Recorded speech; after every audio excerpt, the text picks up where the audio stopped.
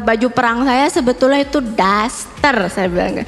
Saya nggak mau pakai baju yang aneh-aneh, soalnya yang saya hadapin ini ratu-ratu raja-raja kecil ini loh. Nah, sebetulnya banyak poin yang saya pengen bahas. Itu yang paling penting, saya ambil 5 poin aja yang bikin nyaman mami-mami di rumah. Pakai poin biar keren kayak motivator. Satu itu lihat ke sana dong. Satu, mami-mami itu kalau di rumah paling nyaman kalau harus lepas make up. Apa topeng taruh di rumah. Lepas make up, hapus tuh enak. Kadang alis nggak ada sih. Ya udahlah nggak apa-apa. Kayak gitu. 2, mami-mami tuh paling males kalau harus ngeblow. Ini dandanan paling nyaman cuy. Gak perlu ditarik-tarik gitu. Dan 3, saya pakai sekarang daster. Nih daster ini umurnya udah 15 tahun. Daster itu baju abadi cuy. Soalnya udah turun menurun ini, lihatin ada bolongnya tuh. Bolong. Ini seperti rumah tanpa ventilasi. Daster juga kalau belum bolong belum nyaman. Nah ini enak nih gitu. Terus 4, ini agak vulgar, yaitu lepas bra. Mami kalau di rumah tuh males banget pakai bra. Asal kalian tahu aja cowok-cowok, suami-suami, kalian tuh kalau misalnya paling menjengkelkan tuh kalau misalnya ada teman-teman suami datang dadakan. Itu nyusahin banget, swear. Itu nyusahin loh. Kita harus buru-buru lari dengan kecepatan flash pakai BH. Tahu gak? Itu tuh makanya teman-teman suami itu nggak boleh dadakan ya kalau ke rumah ya. Suami juga nggak boleh nggak bilang dulu sama istrinya kalau ada temennya mau datang. Itu namanya bencekno, tau nggak? Tahu nggak bencekno? Bahasa Spanyol, artinya menjengkelkan. Ya, terus yang kelima sih ini yang paling yang paling biasa, itu transferan lancar. Itu paling penting. Tapi kadang suami suka nggak percaya gitu loh istrinya pegang duit. Padahal istri tuh paling jago cari yang sale. Terbukti nih anak saya beli 1 gratis 1, beli 1 gratis 1.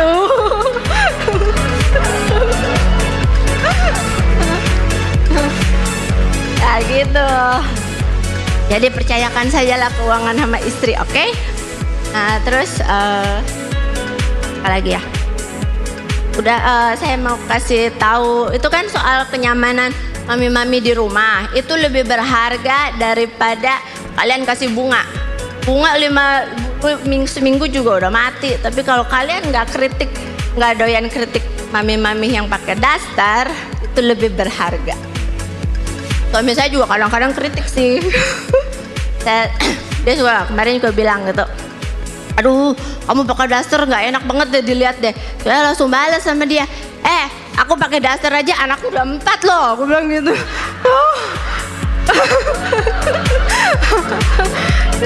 Kamu suruh aku pakai lingerie, anak kita selusin, sanggup, bilang gitu. Udah begitu.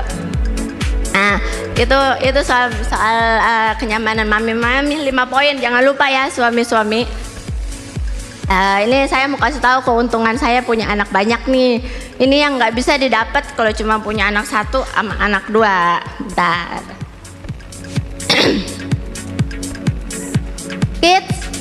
Kids, yuhu. Make a line please. Make a line. Ini buat Celin. Thank you, Mama. I love you. You are so pretty.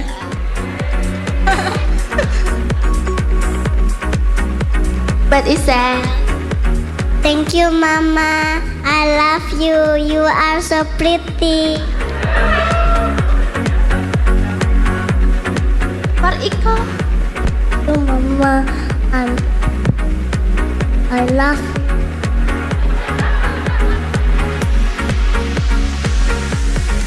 Nyebut. you mama. So pretty. Halo semuanya, apa kabar? Saya doakan Anda semua tetap dalam kondisi sehat dan dalam kondisi baik. Khususnya teman-teman dari The City Light, teman-teman Gracia Community Jakarta dan juga Purwokerto. Dan Anda semua apapun agama Anda, bagi Anda yang bukan Kristen, bagi Anda yang beragama Kristen, apapun komunitas Anda, apapun latar belakang Anda, siapapun Anda, dan dimanapun Anda hari ini, selamat bergabung dan selamat menyaksikan online experience kita hari ini. Nah, sebelum itu saya mengucapkan terima kasih banyak untuk teman-teman semua yang mungkin sudah selalu setia menyaksikan tayangan ini, teman-teman yang sudah selalu mensupport, mendoakan, dan juga mendukung kami supaya kami boleh memberikan yang lebih baik lagi setiap minggu, dan juga teman-teman semua yang mungkin baru pertama kali join hari ini, saya undang untuk tetap stay tune di channel ini, jangan kemana-mana sampai selesai. Oke, saya Delvi, senang sekali bisa menemani Anda hari ini dan bersyukur kepada Tuhan, saya masih boleh diberikan kesehatan dan juga nafas kehidupan, di mana saya yakin dan percaya teman-teman juga merasakan hal yang sama dengan saya, khususnya di masa-masa yang tidak menentu ini. Ngomong-ngomong teman-teman, ada sebuah kutipan yang bagus dari salah satu tokoh nasional di bangsa kita, bunyinya seperti ini. Andai kesusahan adalah hujan dan kesenangan adalah matahari, maka kita membutuhkan keduanya untuk melihat sebuah pelangi. Wow, keren banget ya. Bagi Anda yang Kristen, pastinya mungkin langsung ingat dengan sebuah lagu yang bunyinya seperti ini. Seperti pelangi sehabis hujan, itulah janji setiamu Tuhan. Di balik dukaku, telah menanti harta yang tak ternilai dan abadi. Yes, kita mungkin tidak akan bisa meraih semua impian dan juga semua kebahagiaan kita ketika nantinya suatu hari masa sulit ini akan berlalu. Namun, masih sangat mungkin kita akan terus mengalami penyertaan Tuhan, janji Tuhan, yaitu Yesus Kristus yang sepenuhnya adalah anugerah dan sepenuhnya adalah kebenaran. Untuk itu, hari ini saya akan mengajak Anda semua untuk mendengarkan sebuah kebenaran firman Tuhan bersama dengan Citra Rumende. Beliau adalah The Next Generation, Director at The Rocks Church, di mana beliau juga sudah pindah ke Australia sejak usia 11 tahun dan aktif melayani sejak usia 17 tahun sampai hari ini, khususnya di Youth Ministry. Nah, ngomong-ngomong hari ini tanggal 29 Agustus, beliau tepat berulang tahun yang ke-35. Untuk itu, untuk Citra Rumende, saya pribadi dan mewakili teman-teman semua mengucapkan selamat ulang tahun. Semoga selalu sehat, sukses, disertai oleh Tuhan, apapun yang dikerjakan boleh berhasil. I wish you all the best, more blessings to come. Nah, teman-teman semua, sebelum nanti kita mendengarkan firman Tuhan, sebelumnya ada teman saya Cynthia yang akan mengajak kita semua menyanyi bersama. Anda boleh menyanyi dengan siapapun yang Anda sedang ajak nonton tayangan ini saat ini, dan silakan ikuti lagunya. Bagi Anda yang tidak tahu lagunya, minimal Anda bisa ikut meresapi makna dari lagunya, di mana sangat-sangat bagus banget lirik lagunya. Meski kehidupan seperti malam panjang, gelap tak berbintang, namun Tuhan akan menuntun setiap langkah kehidupan kita. Untuk itu teman-teman, izinkan Tuhan mengetuk pintu hati Anda melalui lagu ini. Enjoy and be blessed.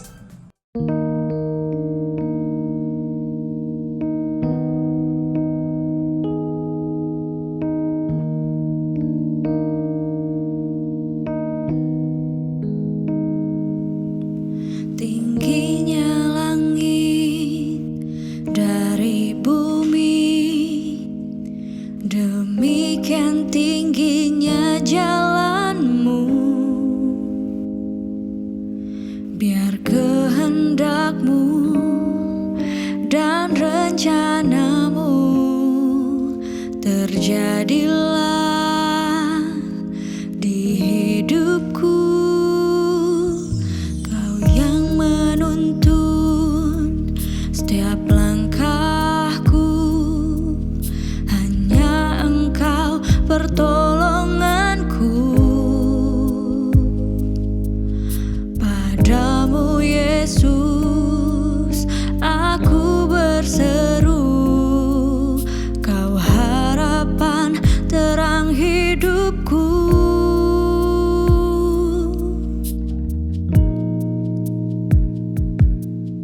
Meski malamku panjang, gelap dan tak berbintang, ku tahu Tuhan Kau memelukku. Aku takkan menyerah, dalam sesakku percaya Tuhan Kau dekatku.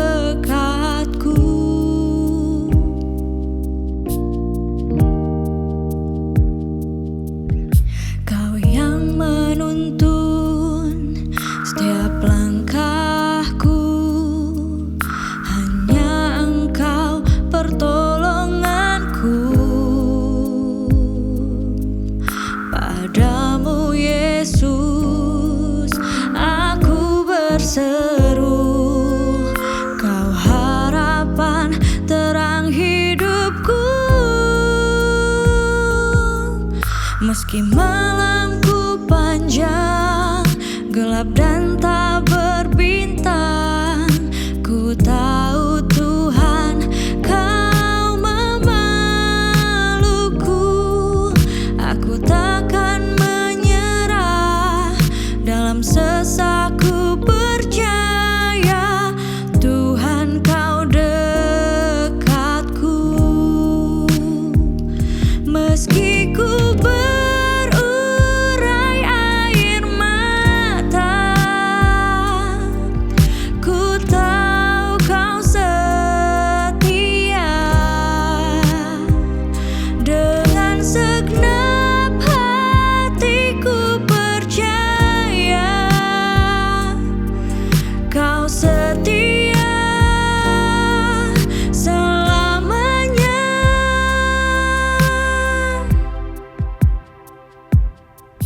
Meski malamku panjang, gelap dan tak berbintang, ku tahu Tuhan Kau memelukku. Aku takkan menyerah, dalam sesakku percaya Tuhan Kau dekatku. Tuhan Kau dekatku.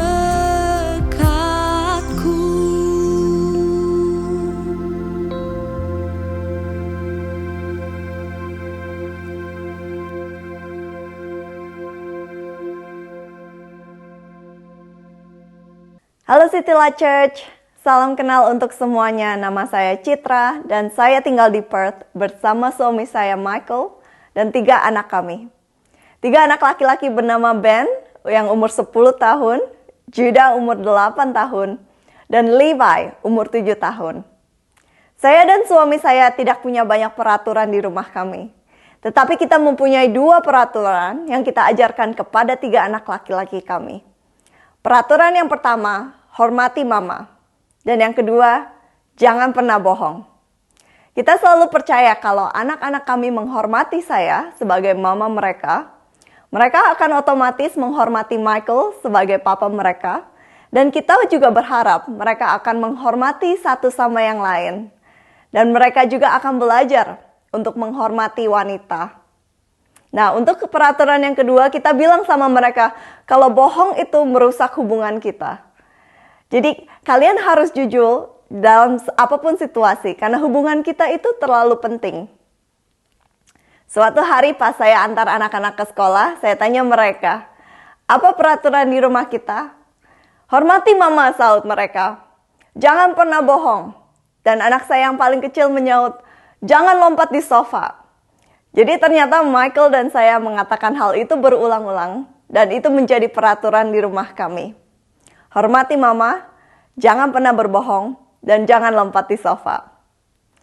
Hari ini saya mau share tentang untungnya mempunyai kode hormat di dalam parenting in the 21st century.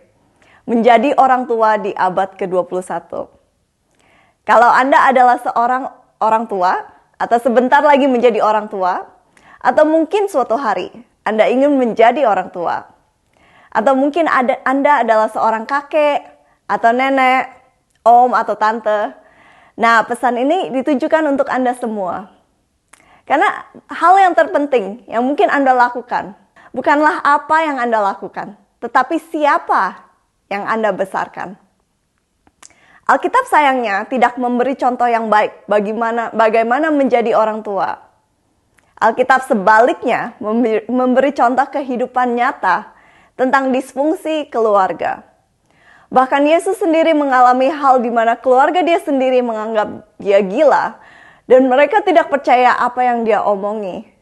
Tapi walaupun Yesus tidak pernah berbicara bagaimana menjadi orang tua, dia menetapkan standar kelakuan baru bagi kita pengikut dia untuk kita lakukan. Nah, standar ini dinamakan perintah perjanjian baru. Dan intinya memberitahukan kepada kita semua untuk mengasihi orang lain seperti Yesus mengasihi kita.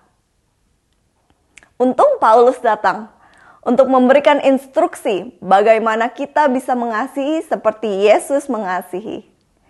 Dia menunjukkan seperti apa sih kasih itu, bagaimana kasih itu bertindak di rumah, di dalam senang, dan dalam situasi yang menekan. 1 Korintus 13 ayat 4 bilang, kasih itu sabar. Ya, sebagai orang tua kita sadar hal itu. Dan buat saya yang punya 3 anak itu merupakan hal yang susah.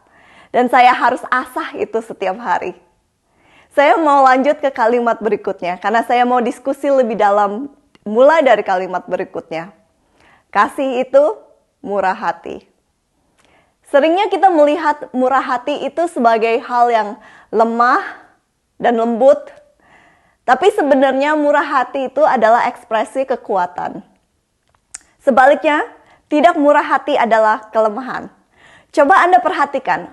Orang yang tidak murah hati biasanya mereka tidak bisa mengkontrol diri mereka. Mereka membuat pilihan yang tidak bijaksana dan seringkali mereka pun tidak sadar bahwa mereka berlaku tidak murah hati. Saya suka definisi apa itu murah hati dari Andy Stanley. Bermurah hati itu berarti meminjamkan kekuatan kita daripada mengingatkan kelemahan seseorang. Mama dan Papa, kita tidak perlu mengingatkan kelemahan anak-anak. Karena sebenarnya mereka sudah tahu kelemahan mereka masing-masing. Kalau kita mau mencontohkan kasih yang murah hati, marilah kita meminjamkan kekuatan kita. Dunia ini sudah cukup mengingatkan mereka kelemahan dan keterbatasan mereka. Seperti kita semua, anak-anak kita bangun, tidur, bertanya-tanya, apakah saya akan gagal hari ini? Apakah yang saya lakukan hari ini akan cukup baik? Apakah yang saya perbuat hari ini ada kesalahan mungkin? Saya ingat, waktu saya harus bilang ke orang tua saya bahwa saya tidak lulus 1 semester kuliah saya. Dan karena saya gagal di semester kedua, konsekuensinya adalah saya tidak bisa melanjutkan ke semester 1 tahun berikutnya. Karena saya tidak memenuhi syarat. Dan saya harus tunggu sampai ke semester 2 tahun depan untuk mengulang semua mata pelajaran yang saya gagal. Saya ingat waktu saya bilang ke kedua orang tua saya, mereka tidak memarahi saya atau bertanya, kenapa sih? Atau bereaksi, kamu gimana sih kok bisa nggak lulus? Saya terus bilang ke mereka saya punya rencana untuk melanjutkan studi saya di universitas yang lain dan di kota yang lain. Setelah berdiskusi, saya ingat papa saya bilang sama saya, Cit, kalau memang itu menurut kamu itu yang terbaik, kita akan dukung kamu. Orang tua saya menghormati pilihan saya, dan mereka berada di pihak saya. Mereka meminjamkan kekuatan mereka untuk saya di saat saya merasakan kegagalan. Papa dan mama, marilah kita mencari cara untuk berpihak kepada anak kita. Dan bukan untuk menentang mereka. Marilah kita menunjukkan kasih yang murah hati dengan meminjamkan kekuatan kita kepada mereka. Kita juga bisa menghormati mereka dengan mengizinkan mereka untuk menanggung seluruh konsekuensinya juga. Mama, kalau kalian merasa bahwa kata-kata mama itu beratnya 1 ton. Well, papa, kata Anda beratnya itu 10 ton. Saya tidak mengerti kenapa, tapi emang begitu kenyataannya. Saya pernah tidak pernah ingat pas mama saya marah kepada saya. Tapi saya yakin itu pasti sering sekali terjadi. Tapi saya nggak pernah ingat satupun kapan itu. Tapi saya begitu ingat jelas waktu papa saya marah sama saya. Saya ingat kapan, di mana, waktu yang diucapkan papa itu sangat jelas sekali. Nah, disiplin itu tentu saja diperlukan. Tetapi marilah kita berpihak kepada anak-anak kita dulu sebelum kita mendisiplin mereka. Karena Yesus sudah lakukan itu untuk kita semua. Ketika kita masih berdosa, Tuhan menghukum kita. Tuhan memarahi kita. Bukan itu yang tertulis di Alkitab. Ketika kita masih berdosa, Tuhan Yesus mati buat kita. Dia meminjamkan kekuatan Dia, dan Dia melakukan apa yang kita tidak bisa lakukan untuk diri kita sendiri. Jadi, apa respon Anda yang otomatis untuk kelemahan atau kegagalan anak Anda? Apakah Anda berpihak kepada mereka atau menentang mereka?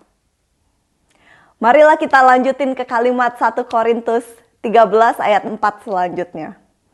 Kasih tidak cemburu. Ia tidak memegahkan diri dan tidak sombong. Kasih menginginkan orang lain untuk menang. Kasih merayakan kesuksesan dan prestasi orang lain. Tapi kita harus sadar juga bahwa akan sulit untuk merayakan orang lain jika kita tidak mempunyai perasaan baik tentang diri kita sendiri. Dan terkadang kalau kita tidak mempunyai perasaan baik tentang diri kita sendiri, maka akan susah untuk membiarkan anak kita merasa baik tentang diri mereka. Mungkin kita akan bilang, nilai kamu bagus, tapi coba kamu belajar lebih giat lagi. Pasti nilai kamu lebih bagus. Tadi tendangan bola kamu bagus, hampir masuk. Tapi coba kamu latihan yang lebih keras lagi, pasti masuk. Berhati-hatilah dengan kata-kata yang kita ucapkan. Karena kata-kata kita sebagai orang tua itu terlalu berat. Dan kata-kata kita bisa menyakiti. Di ayat yang kelima, Paulus memperkenalkan sebuah istilah di mana setiap hubungan yang sukses itu mempunyai ini. 1 Korintus 13 ayat 5. Kasih tidak melakukan yang tidak sopan. Dengan kata lain, kasih itu menghormati. Hormat atau bahasa Inggrisnya honor. Kalau kita merangkul budaya saling menghormati satu sama yang lain dan tidak toleransi dengan sikap yang tidak sopan, maka sebenarnya kita tidak memerlukan banyak peraturan dan hukum. Ini berlaku dalam komunitas, dalam organisasi, negara, dan tentunya dalam keluarga. Kalau gitu, bisa nggak sih kita mempunyai pembicaraan yang terbuka dan mungkin perdebatan yang intens? Iya dong, boleh. Tetapi harus ada hormat kepada sesama. Itu makanya Michael dan saya mempunyai peraturan nomor 1 sebagai hormati mama. Hormat itu lebih tinggi dari ketaatan. Dan kalau tujuan kita dalam menjadi orang tua adalah mempunyai anak-anak yang taat, saya bisa menginformasikan Anda bahwa itu akan melelahkan. Karena banyak peraturan yang harus Anda terapkan. Tetapi kalau tujuan Anda itu mempunyai budaya saling menghormati, maka sebenarnya tidak membutuhkan peraturan satupun. Di mana berkurangnya hormat, di situ akan ada permainan coba tangkap kalau bisa. Anak-anak bisa berkata, kan mama papa cuma bilang pulang jam 10, nggak bilang itu pagi atau malam. Kan mama papa cuma bilang suruh beresin kamar. Tapi nggak bilang kan beresin hari ini. Mama dan papa jangan puas dengan ketaatan. Ketaatan itu tidak menjadi pokok dari hubungan yang memuaskan. Tetapi hormat selalu ada. Kalau ketaatan itu bertanya, apa saja yang saya bisa lakukan tanpa harus menanggung konsekuensinya. Tetapi sewaktu kita hormat seseorang, kita akan bertanya, apa yang saya bisa lakukan untuk mengutamakan kamu? Roma 12 ayat 10 berkata, "Hendaklah kamu saling mengasihi sebagai saudara dan saling mendahului dalam memberi hormat." Kita mengutamakan seseorang tidak karena mereka pantas mendapatkannya, tetapi karena Tuhan sudah mengutamakan kita terlebih dahulu sewaktu Dia memberi Yesus untuk membayar dosa-dosa kita. Jadi mama dan papa, marilah kita memberi contoh, mengajarkan dan mengharapkan dari anak-anak kita. Marilah kita mencari cara untuk membangun perilaku hormat dalam kehidupan keluarga sehari-hari. Dalam keluarga kami, Michael mengajarkan kepada anak-anak kami untuk memeluk dan mencium pipi saya dan bilang, "Da mami, I love you," setiap pagi sebelum mereka berangkat sekolah. Dan saat mereka pulang, mereka menyapa saya dan bilang, "Halo mama, gimana tadi kerja?" Itu buat saya adalah cara mereka menghormati saya. Dan satu cara lagi kita membangun budaya hormat di keluarga kami itu pas makan malam. Anak-anak akan berdoa sebelum makan. Dan mereka akan bilang kepada semua orang yang lebih tua daripada mereka, "Mami makan, Daddy makan, Koko makan, Grandma makan." Nah, ini budaya Indonesia yang saya pikir bagus sekali untuk mengajarkan anak-anak. Untuk diajarkan kepada anak-anak. Dan sayangnya, budaya ini sudah jarang saya lihat di generasi-generasi sekarang ini.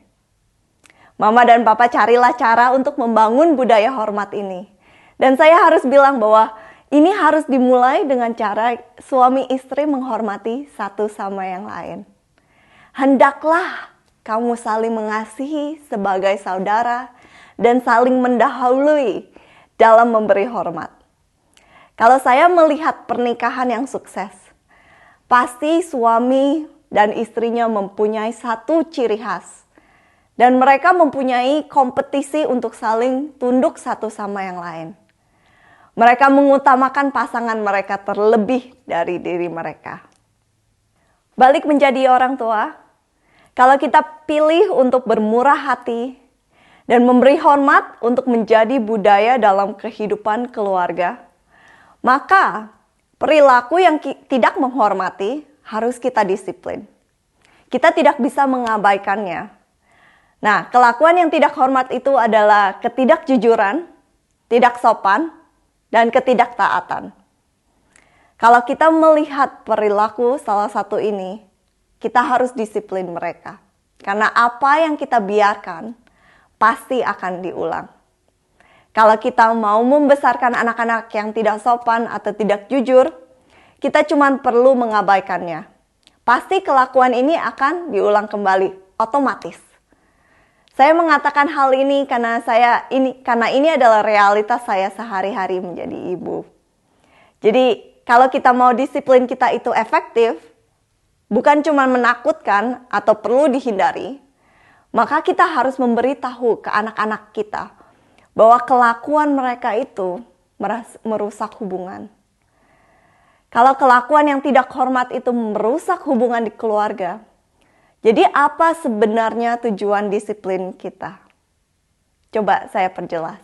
Kalau ketidakjujuran, tidak sopan, dan ketidaktaatan itu merusak kepercayaan dan merusak hubungan. Jadi apa sebenarnya tujuan disiplin kita? Karena kalau kita tidak mempunyai tujuan, maka disiplin itu akan menjadi hukuman. Disiplin membuat orang menjadi lebih baik. Tapi hukuman tidak menjadi orang lebih baik. Malahan itu bisa membuat anak kita benci sama kita. Hukuman berkata, "Kamu berbuat jahat sama saya, jadi saya akan berbuat jahat kepada kamu juga. Kamu membuat saya malu, maka saya akan membuat kamu malu juga." Kalau kelakuan tidak hormat itu merusak hubungan, maka tujuan disiplin kita harus selalu menuju ke pemulihan hubungan. Di keluarga kami, setiap hari menjadi peluang untuk mengucapkan maaf. Pasti ada aja yang gak sengaja menyakiti, mungkin itu gak sengaja ketendang kepalanya, atau ada yang dibikin jatuh, ada yang dibuat marah atau menangis. Ya, sebutin deh satu-satu, pasti ada aja. Kalau Anda mau punya rumah yang ramai dan banyak aksi, punyalah 3 anak laki-laki. Saya jamin pasti ramai. Nah, dalam situasi ini pasti ada yang teriak, "Maaf!" Dan anak yang lain masih nangis atau masih marah. Dan saya pasti kedengeran lagi teriakan. Saya bilang maaf. Bukankah bilang maaf itu memulihkan hubungan? Tidak. Karena di tengah setiap pelanggaran adalah hubungan yang rusak. Mengambil barang-barang dari anak kita atau melarang mereka nggak boleh punya iPad, nggak boleh iPad time, tidak akan memulihkan hubungan. Mungkin mereka lebih benci dari sama kita. Anak saya yang paling besar namanya Ben pernah berkata kepada saya dan suami saya, "Mama, Papa, kalian tahu nggak sih kalau pas kalian berteriak itu tidak mengajarkan kita apa-apa?" Saya pikir lumayan dewasa juga cara anak ini berpikir. Jadi bagaimana kita mengajar anak-anak kita untuk membangun kembali jembatan hubungan? Kita mengajarkan mereka dalam seni untuk meminta maaf. Kalau minta maaf, bilang saya minta maaf. Berarti kita mengakui bahwa itu kesalahan kita. Terus jangan berhenti di situ. Mereka harus bilang kenapa mereka minta maaf. Saya minta maaf, saya tadi bohong. Saya minta maaf, saya tadi tidak sopan. Saya minta maaf, saya tidak taat. Nah, langkah selanjutnya adalah mereka harus memahami bahwa saat mereka tidak jujur, tidak sopan, dan tidak taat, mereka mengambil sesuatu. Mereka mengambil kepercayaan dan merusak hubungan. Nah, ini tips untuk bagaimana mengajarkan anak-anak memulihkan hubungan itu kembali.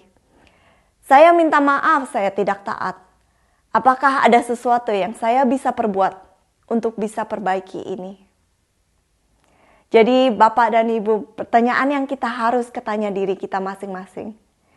Bagaimana kita disiplin untuk menuju ke pemulihan? Beberapa bulan yang lalu, saya dan anak-anak berkunjung ke rumah papa mama saya. Dan anak saya yang tengah lupa menutup pintu mobil saya. Hari itu pas ada hujan badai yang besar. Dan hari itu merupakan hari di mana hujan terderas di sepanjang musim dingin. Pas saya keluar karena harus pergi ke meeting, disitulah saya baru sadar bahwa pintu mobil kebuka lebar-lebar. Tempat duduk di mobil saya sudah basah kuyup. Tempat untuk menaruh minuman itu sudah banjir dengan air. Speaker sudah basah kuyup. Dan yang pasti orang yang hobinya mobil pasti udah geleng-geleng, oh no. Tapi karena saya buru-buru, saya masuk aja ke mobil dan langsung pergi. Nah, pagi hari itu saya janji sama Judah untuk pergi ke toko favorit dia, Rebel Sport. Judah itu tipe anak yang menuntut janji yang diberikan. Karena saya tahu itu, saya telepon dia setelah meeting. Dan saya bilang, Judah, tadi Judah kayaknya lupa deh tutup pintu mobil mama. Sekarang mama bajunya basah kuyup, mobil semuanya basah juga. Kita besok aja ya pergi ke toko Rebel Sport. Iya Ma, dia bilang. Ternyata dia lagi nonton dan gak dengar semua kata-kata saya. Jadi pas saya jemput dia marah besar. Dia bahkan membantah bahwa bukan dia yang lupa menutup pintu mobil. Dan yang paling menyakitkan saya pas Yuda bilang, Mama, saya benci Mama. Ouch. Untungnya ada CCTV. Jadi saya lihat CCTV di rumah papa mama. Dan saya kasih lihat Judah. Judah, itu siapa yang buka pintu? Kok mirip Judah ya? Terus dia lihat saya. Dan dia bilang, ups. Nah, pas jalan pulang ke rumah, Judah duduk di kursi depan. Dan saya punya kesempatan untuk ngobrol sama dia. Saya bilang, Judah, Mama ngerti kamu marah sama Mama. Karena kita gak jadi ke toko Rebel Sport. Tapi Judah juga harus ngerti bahwa Mama juga marah sama Judah sekarang. Satu, Judah membuat mobil Mama basah semua. Dan mama tahu itu nggak sengaja. Dan yang kedua, bahwa Judah tidak sopan sama mama. Itu sangat menyakitkan. Apalagi pas Judah bilang sama mama, saya benci mama. Hati mama benar-benar hancur dengar itu. Judah tahu bahwa mama sayang sama Judah. Dia diam saja pas saya bilang ini. Tiba-tiba dia bilang, Mama, saya minta maaf, saya tidak sopan. Dan saya minta maaf sudah membuat mobil mama basah. Saya bilang, terima kasih Judah. Mama maafin Judah. Judah tolong ya bantu mama bersihin mobilnya. Dan besok siang mama akan antar Judah ke toko Rebel Sport. Mama dan Papa, kita bisa lakukan ini. Ingat bahwa Tuhan sudah melakukan langkah pertama untuk memulihkan hubungan kita. Sewaktu kita masih berdosa, Tuhan tidak marahin kita atau hukum kita. Dia malah datang ke dunia ini untuk memulihkan hubungan kita yang rusak. Yang kita rusakkan melalui kebohongan kita, ketidaktaatan kita. Yang kita rusakkan melalui kelakuan yang tidak sabar, yang tidak murah hati, yang tidak sopan kepada Tuhan. Sekarang kita diberi tanggung jawab untuk mengajar dan mencontohkan kepada anak-anak kita apa yang Tuhan sudah lakukan untuk kita semua. Hal yang terpenting yang Anda lakukan bukanlah apa yang Anda lakukan, tetapi siapa yang Anda besarkan. Mari kita berdoa. Tuhan, terima kasih.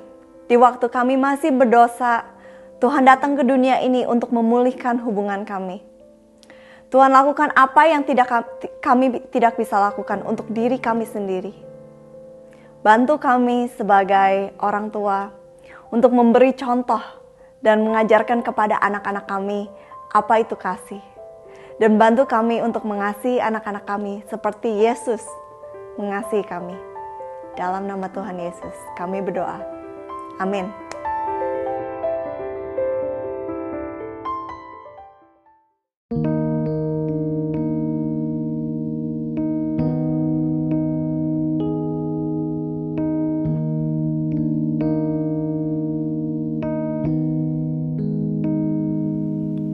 Tingginya langit dari bumi, demikian tingginya jalanmu. Biar kehendakmu dan rencanamu terjadilah di hidupku. Kau yang menuntun setiap langkahku, hanya Engkau pertolonganku. Padamu Yesus aku berseru, Kau harapan terang hidupku.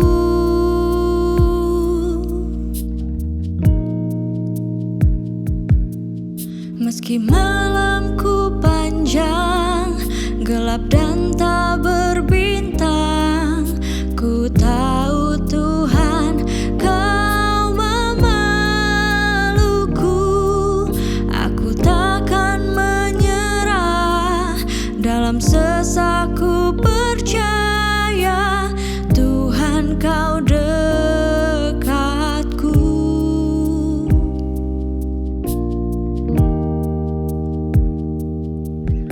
Kau yang menuntun setiap langkahku, hanya Engkau pertolonganku. Padamu Yesus aku berseru, Kau harapan terang hidupku. Meski malamku panjang, gelap dan tak berbintang, ku tahu Tuhan Kau memelukku. Aku takkan menyerah, dalam sesakku percaya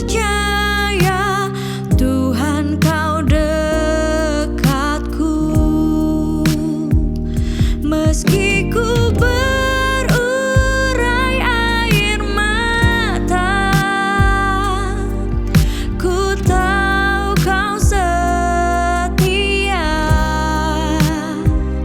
Dengan segenap hatiku percaya kau setia selamanya.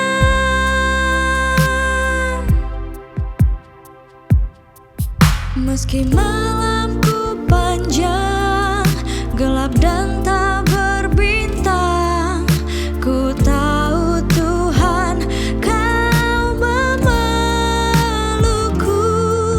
Aku takkan menyerah dalam sesaku